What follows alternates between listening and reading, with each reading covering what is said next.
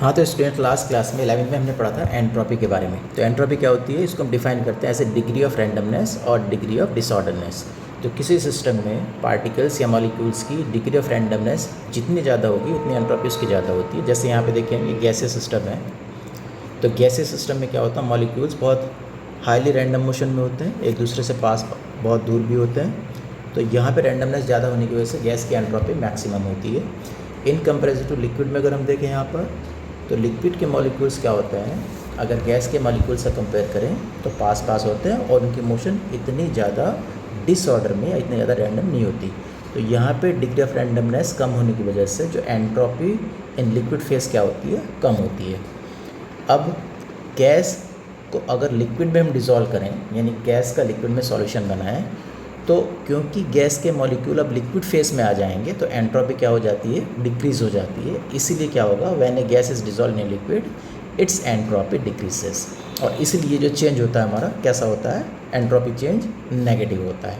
तो delta S entropy change है वो नेगेटिव होगा कब, जब किसी गैस को लिक्विड में डिजॉल्व किया जाएगा। जो हमने 11वीं क्लास थर्मोडायनेमिक्स में एक रिलेशनशिप पढ़ा था, ये relation between Gibbs energy change and enthalpy change, और ये हमारा एंट्रोपी चेंज है भाई, डेल्टा एस। तो इस रिलेशन की बेसिस पर एक तो हम ये देखेंगे जो हमने 11वीं क्लास में पढ़ा था कि किसी भी स्पॉन्टेनियस प्रोसेस के लिए जो गिब्स एनर्जी चेंज होता है डेल्टा जी, वो ऑलवेज क्या होता है, नेगेटिव होता है। और ये इक्वेशन जो हमें बता रही है, ये equation for a solution to form, क्योंकि सॉल्यूशन का बनना भी क्या है, स्पॉन्टेनियस प्रोसेस है भाई। तो for a solution to form delta G यानी गिब्स एनर्जी चेंज कैसा होना चाहिए, लेस देन 0, नेगेटिव होना चाहिए। और इस इक्वेशन को अगर हम देखें तो ये इक्वेशन से हमें ये पता लगता है कि डेल्टा जी नेगेटिव तभी होगा जब डेल्टा एच नेगेटिव भी होना चाहिए और डेल्टा एच का जो मैग्नीट्यूड है, ये डेल्टा एच का मैग्नीट्यूड है, ये टी इंटू डेल्टा एस के प्रोडक्ट के मैग्नीट्यूड से बड़ा भी होना चाहिए। फॉर एग्जांपल जैसे यहाँ पे देखें हम, अगर टी की वैल्यू 300 केल्विन है, डेल्टा एस की वैल्यू -10 है, तो टी इंटू डेल्टा एस का प्रोडक्ट कितना हो जाएगा, ये -3000। तो इसका अगर हम मैग्नीट्यूड लेंगे तो मैग्नीट्यूड कितना आएगा, ये 3000 आ जाएगा। सिर्फ मैग्नीट्यूड की बात करें, टी इंटू डेल्टा एस के। अब अगर डेल्टा एच का मैग्नीट्यूड इस टी इंटू डेल्टा एस के मैग्नीट्यूड से ज़्यादा हम लेना चाहें, तो सपोज हमने कितना ले लिया, ये ले लिया 3050, जो कि 3000 से ज़्यादा है। तो अब ये वैल्यू अगर इस इक्वेशन में रखेंगे, इक्वेशन 1 में, जो इक्वेशन 1 कौन सी, ये वाली इक्वेशन 1, तो डेल्टा जी इक्वल टू कितना हो जाएगा, delta H minus T into delta S की वैल्यू कितनी ऑलरेडी निकाल चुके हैं, -3000।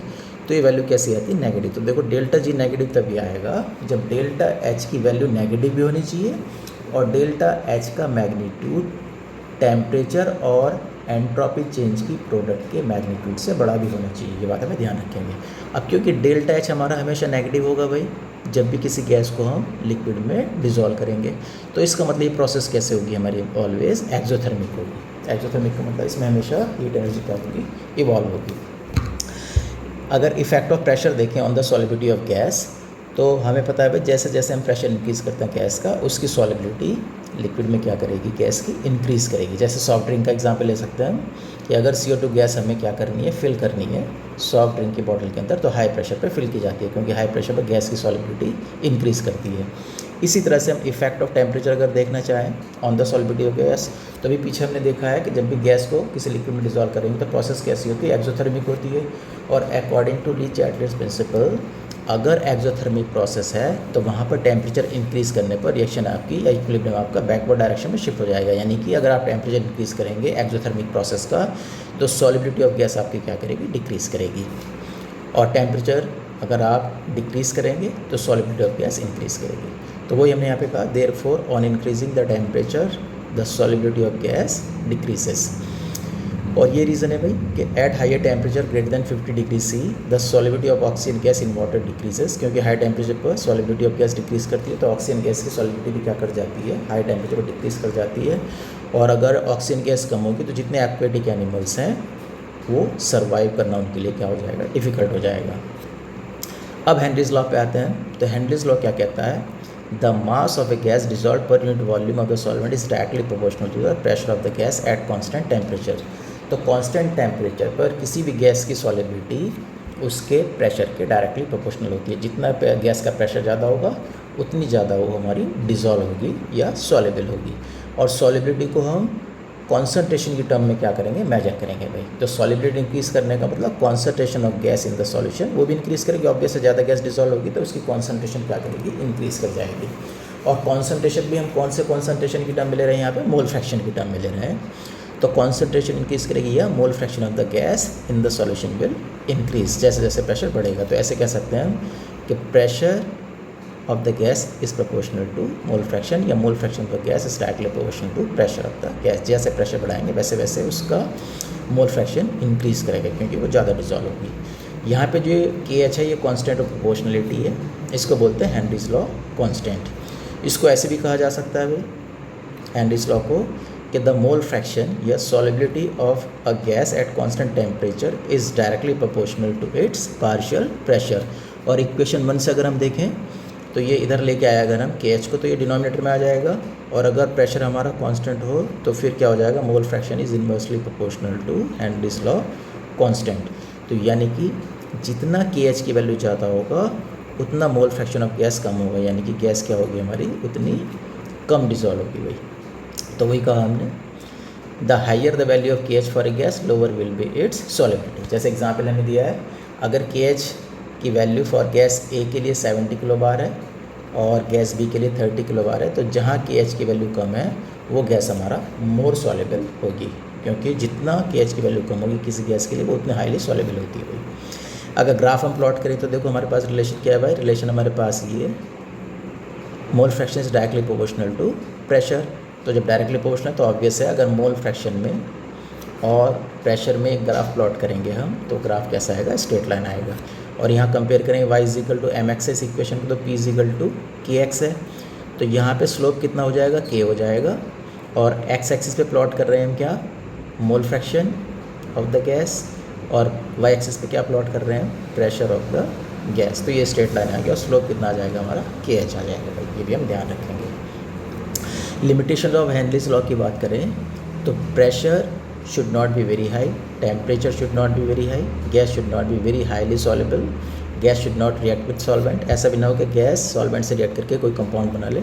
और फिफ्थ पॉइंट है the gas should not undergo association और डिसोसिएशन। तो डिसोसिएशन का मतलब गैस का आयनाइजेशन भी नहीं होना चाहिए लिक्विड में, और ना ही वो एसोसिएट होकर कोई पॉलीमर टाइप कंपाउंड बनानी चाहिए। लिमिटेशन है हेनरीज लॉ की। इन किसी भी केस में अगर कुछ ऐसा है तो हेनरीज लॉ फिर हमारा वैलिड नहीं रहेगा अभी। एप्लीकेशन ऑफ हेनरीज लॉ की बात करें तो पहला एप्लीकेशन है कि जब हम सॉफ्ट ड्रिंक में CO2 गैस को इंक्रीज़ करते हैं तो हाई प्रेशर पे फिल करते हैं CO2 गैस को। क्यों, क्योंकि प्रेशर इंक्रीज़ करने पर CO2 गैस की सॉलिबिलिटी सॉफ्ट ड्रिंक में क्या कर जाएगी, इंक्रीज़ कर जाएगी भाई। वही हेनरीज लॉ कहता है हमारा। सेकेंड एप्लीकेशन है eight high altitude when the partial pressure of oxygen is लो। ये हमें पता ही है, जैसे जैसे हम ऊपर जाते हैं हाइट पे जाते हैं तो गैस का जो प्रेशर होता है वो डिक्रीज़ करता जाता है हाइट के साथ साथ। तो जब हाइट पे जाएंगे तो क्या होगा, at high altitude the partial pressure of oxygen is low then solubility of oxygen in the blood decreases. उसी वजह से क्या होता है, ब्लड जो कि एक लिक्विड है उसके अंदर solubility of oxygen gas decrease होती चली जाती है भाई, जिससे ब्रीदिंग प्रॉब्लम्स होने लगती है। थर्ड हमारा एप्लीकेशन है sea divers use air diluted with helium gas to avoid a condition known as bends. तो ये ध्यान रखेंगे भाई, इस पर बेस्ड क्वेश्चन भी कई बार पूछा जाता है कि जब हम यहाँ पर होते हैं अपना अर्थ सरफेस पर तो क्या होगा, जो एटमॉस्फेयर है उसमें हमारे पास 79% के आसपास क्या होती है, नाइट्रोजन गैस होती है, और 21% के आसपास क्या होती है, ऑक्सीजन गैस होती है, जिस गैस को हम एयर को क्या करते हैं, इनहेल करते हैं। लेकिन जब हम जो सी डाइवर्स होते हैं वो कहाँ जाएंगे, डीप जाएंगे वाटर के अंदर, तो वहाँ पे क्या होता है, वाटर का प्रेशर बहुत हाई होता है भाई। उस हाई प्रेशर पर गैस की सॉलिबिलिटी क्या करेगी भाई, इंक्रीज़ करेगी। तो उस हाई प्रेशर पर नाइट्रोजन गैस की सॉलिबिलिटी इन द ब्लड बहुत हाई हो जाती है, जिससे नाइट्रोजन गैस ब्लड में बहुत ज़्यादा डिज़ोल्व हो जाएगी। तो वहाँ तो हाई प्रेशर है इसलिए वो डिज़ोल्व हो गई। लेकिन जब सी डाइवर्स का आएंगे और सरफेस पर आएंगे, बाहर आएंगे वाटर से, तो वहाँ पे अब उतना हाई प्रेशर तो रहेगा नहीं वाटर का। तो उस नॉर्मल प्रेशर पर जो हमारा एक्स्ट्रा नाइट्रोजन गैस ब्लड के अंदर डिज़ोल्व हो चुकी थी, अब वो क्या आएगी, बाहर आने की कोशिश करेगी। तो जब वो बाहर आती है तो वो क्या करेगी, जो ब्लड स्ट्रीम्स है उसके अंदर बबल्स की फॉर्म में बना लेती है, बबल्स बना लेती है। और उन बबल्स के बनने से क्या होता है, जो हमारा ब्लड फ्लो होता है या ऑक्सीजन फ्लो होता है वो क्या करता है, रेस्ट्रिक्ट करता है। और कई बार वो बबल्स क्या करते हैं, कैपिलरीज को बस्ट भी कर सकते हैं। तो बहुत सीवियर पेन वाली कंडीशन होती है वो। और उस कंडीशन को क्या बोलते हैं, बेंड्स कहते हैं। अब उसको अवॉइड करने के लिए क्या करते हैं, जो नाइट्रोजन की कॉन्सेंट्रेशन होती है एयर में वो कम कर देते हैं भाई, और उसमें क्या मिलाते हैं, हीलियम गैस मिलाते हैं, जिसकी सॉलिबिलिटी ब्लड में उतनी नहीं होती जितनी कि नाइट्रोजन की होती है। उससे उस कंडीशन को अवॉइड किया जा सकता है भाई। अब एक न्यूमेरिकल की बात करेंगे भाई कि ड्राई एयर है 79% nitrogen and 21% oxygen. Calculate the concentration of nitrogen oxygen gas in water at 1 atmospheric pressure. The value of KH nitrogen और इसके ऑक्सीजन के लिए गिवन है आपको। तो देखो टोटल प्रेशर कितना दे रखा है भाई हमें एयर का, 180 है। आगे का उसने, तो देखो 180 टोटल प्रेशर अगर पता है और परसेंटेज आपको दे रखी है दोनों गैसेस की, तो इनका पार्शियल प्रेशर हम कैलकुलेट कर सकते हैं भाई। तो partial pressure of nitrogen gas कितना हो जाएगा हमारे पास, ये हो जाएगा परसेंटेज कितना है भाई, 79% ऑफ P टोटल।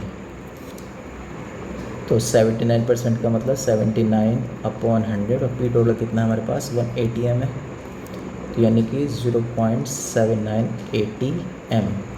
ये क्या आ गया हमारे पास, पार्शियल प्रेशर आया नाइट्रोजन गैस का। इसी तरह से partial pressure of oxygen gas निकालेंगे तो 21% है हमारे पास ये टोटल प्रेशर की। तो इसका पार्शियल प्रेशर कितना आ जाएगा भाई हमारे पास, ये 21/100 इंटू टोटल प्रेशर 180 m है, तो ये 0.21 आ जाएगा partial pressure of oxygen gas. Unit क्या आएगी इसकी भी, ATM आएगी, क्योंकि टोटल प्रेशर हमने कहाँ में ले रखा है, एटमॉस्फेरिक प्रेशर में ले रखा है। तो यहाँ से हमें पता लगी गया दोनों के पार्शियल प्रेशर। अब हेनरीज लॉ क्या कहता है कि partial pressure of gas is equal to product of KH and mole fraction of the gas. तो यहाँ से मोल फ्रैक्शन निकाल सकते हैं हम।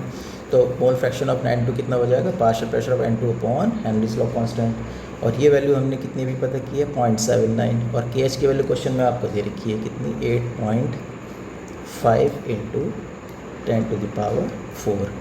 तो ये वैल्यू कैलकुलेट करने के बाद जो हमारी आएगी, इसको डायरेक्ट लिख रहा हूँ मैं भाई, चेक कर लेंगे एक बार आप, ये आएगी कुछ 9.25 10⁻⁶ के आसपास आएगी। इसी तरह से ऑक्सीजन के लिए हम हेनरीज लॉ यूज़ करेंगे।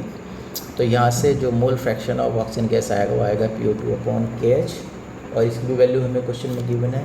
तो PO2 तो हमने कैलकुलेट किया था 0.21, और KH हमें कितना दे रखा है इसके लिए क्वेश्चन में, ये 4.56 इंटू 10⁴ हमें गिवन है। तो इसको कैलकुलेट करने के बाद ये वैल्यू जो आएगी कुछ 4.6 ये भी चेक कर लेंगे भाई, अप्रॉक्सीमेट इतनी हमारी ये वैल्यू आ जाएगी। तो हमें कैलकुलेट क्या करना था, ये कैलकुलेट करना था concentration of nitrogen and oxygen in water. तो ये हमारी कॉन्सेंट्रेशन आ गई नाइट्रोजन की, और ये हमारे पास कॉन्सेंट्रेशन आ गई ऑक्सीजन की। कॉन्सेंट्रेशन को हमने मोल फ्रैक्शन की टर्म में कैलकुलेट किया है। तो इस तरह से हम क्या कर सकते हैं भाई, इस पे बेस्ड न्यूमेरिकल भी सॉल्व कर सकते हैं। तो अगर वीडियो आपको पसंद आया तो प्लीज़ इसको सब्सक्राइब करें, चैनल को सपोर्ट करें, चैनल को शेयर करें, और नेक्स्ट क्लास में हम बात करेंगे राउल्ट्स लॉ और आइडियल सॉल्यूशंस की भाई।